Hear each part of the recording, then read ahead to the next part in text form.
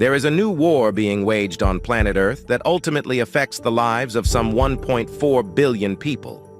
It is a David and Goliath battle between good and evil. The battleground is the continent of Africa. Reports from all over the world will purport to explain the cause of poverty in Africa. Some will say it is lack of education. Others may say that it is due to low worker production. Every report you will read is unfortunately false. There is a reason for this.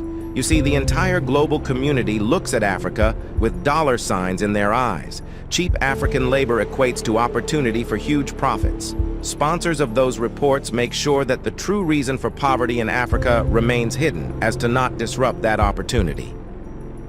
There is only one source currently providing the truth on the real reason for poverty in Africa.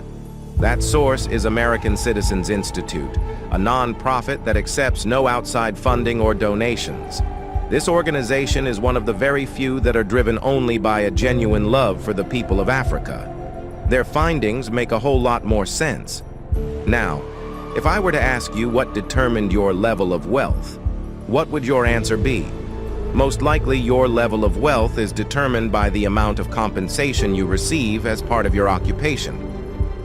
This is the case anywhere in the world for 99.9% of us, and it is no different in Africa. What is different in Africa is the way employers compensate their workers.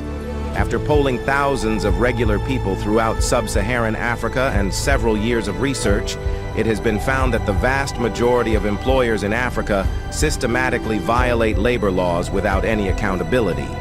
Employers in Africa pay their workers, when they choose, how much they choose, and even if they choose to pay them at all.